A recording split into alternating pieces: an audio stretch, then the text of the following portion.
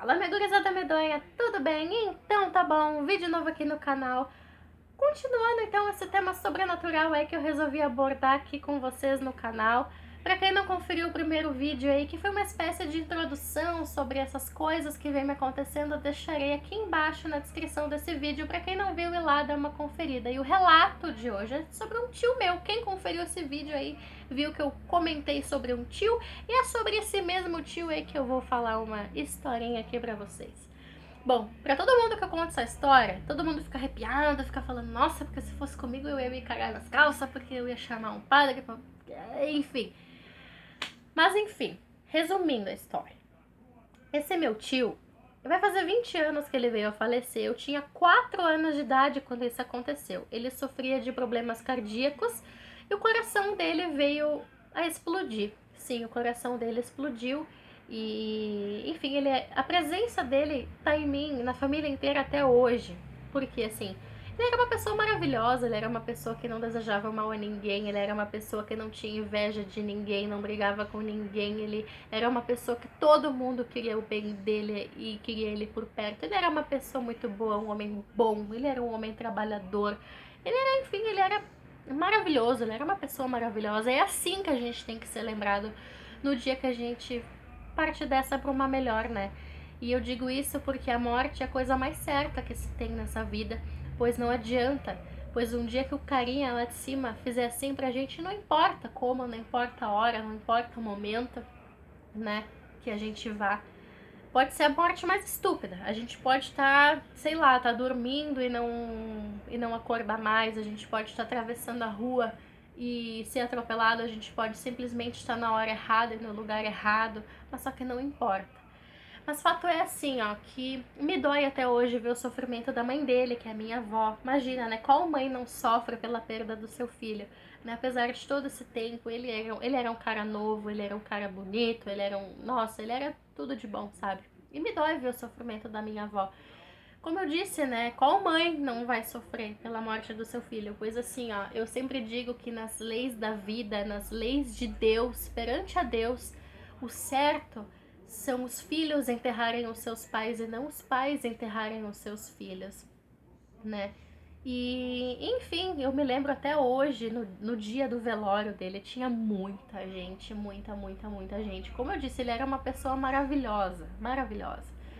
E a minha mãe me conta, eu lembro assim, vagamente, né? Logo após quando ele veio a falecer, ele aparecia pra mim todas as noites e conversava comigo e a gente brincava e eu chamava a minha mãe desesperada pra falar com ele, né? Enfim, a minha mãe não via nada, obviamente, mas eu via, ele tava ali pra mim. Minha mãe começou a ficar com medo, me levou num centro espírita e até eu nunca mais vi ele nem em sonho. Como eu disse, quando a gente sonha com uma pessoa que não está mais perante o nosso plano aqui na Terra, é porque a gente sim, a gente tá se encontrando com essa pessoa de alguma forma. E é sempre bom, assim, a gente sonhou com essa pessoa, reza por essa pessoa, acenda uma vela pra essa pessoa, mas não em casa. Uma coisa que eu falo pra vocês, não se acende vela pra morto em casa, tá? Eu nunca mais vi ele, sabe? E assim, eu digo que ele quis morrer porque, assim, ó, como eu disse pra vocês, ele sofria de problemas cardíacos e dias após a morte dele, a minha avó e minha mãe estavam fazendo uma faxina no quarto dele, uma faxina geral, iam doar tudo, sabe? Doar as roupas, os objetos, as coisas. É uma coisa que eu super recomendo que quando uma pessoa venha a falecer, que a família se desfaça, passe adiante as coisas, para que a pessoa possa se desprender daquele lugar, possa seguir seu caminho em paz.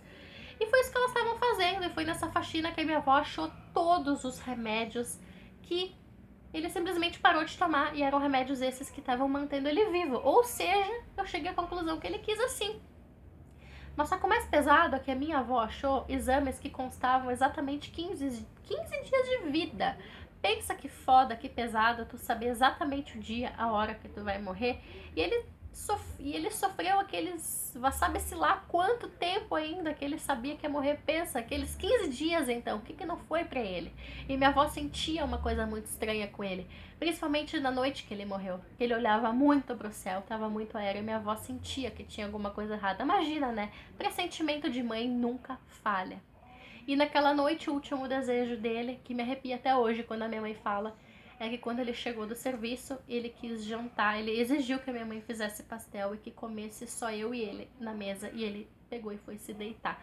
E foi então naquela madrugada aí que ele veio a falecer. Enfim, o tempo passou, nunca mais ele apareceu nem em sonho, até que um dia aconteceu o de arrepiar.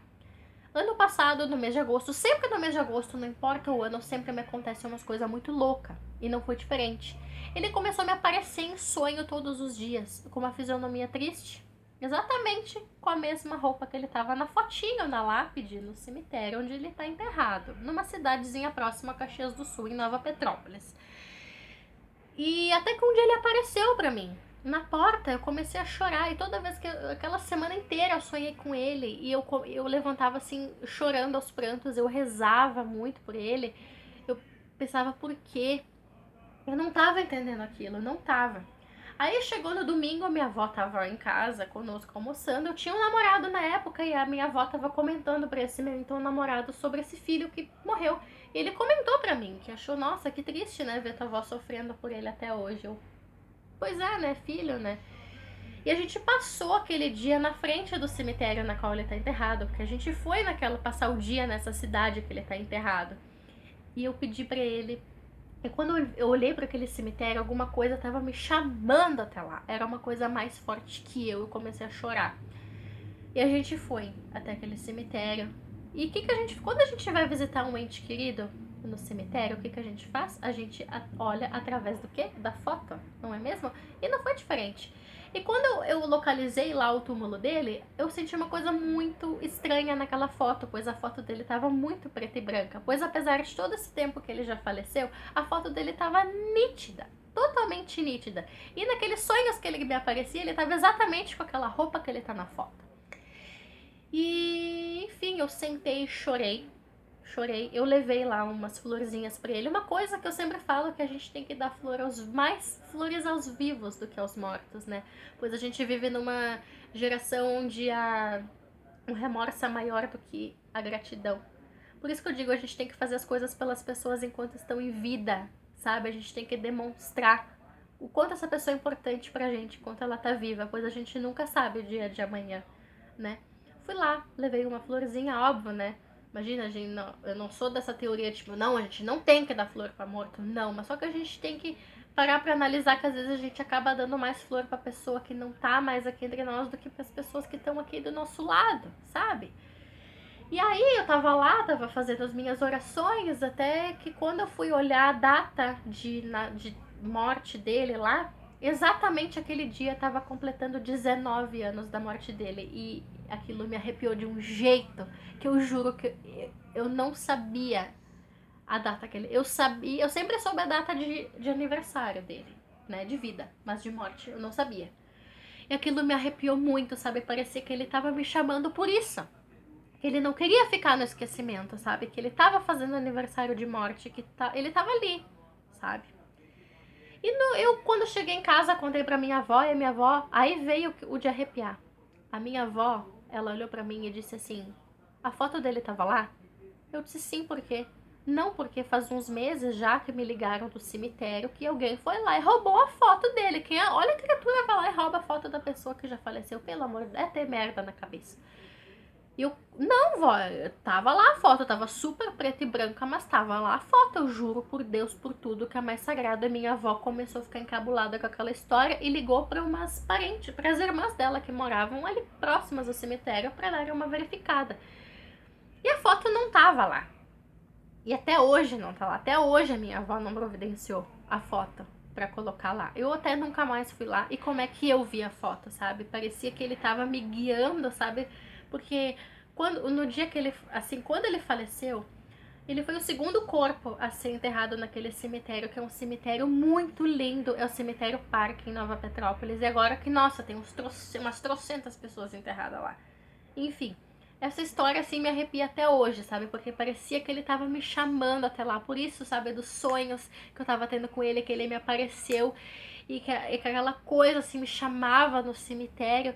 E fui ver exatamente aquele dia, tava fazendo 19 anos da morte dele.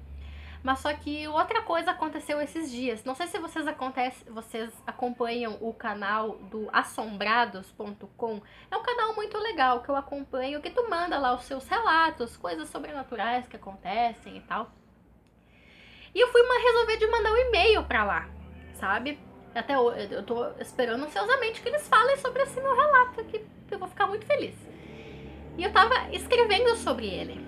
Eu tava escrevendo sobre esse meu tio, né? O que aconteceu, que a foto foi roubada, mas eu vi a foto, enfim e tal. E quando eu tava escrevendo, eu simplesmente comecei a chorar. Eu tava com meu notebook na sala, e quando eu olho pra porta, ele apareceu ali, como se ele soubesse que eu tava escrevendo sobre ele. E aquilo me arrepia. Me arrepia. Eu não senti medo. Como eu disse, a gente tem que sentir medo dos vivos e não das pessoas que já faleceram. E principalmente a gente não tem que ter medo de uma pessoa que só fazia o bem, né? A gente não tem que ter medo. Enfim, galera, espero que vocês tenham gostado desse relato. Deem um joinha, curtam, comentam, compartilhem. Comentem aqui embaixo aí alguns relatos de vocês, vou adorar ler. Se inscrevam aqui no canal. Um big beijo e até o próximo vídeo.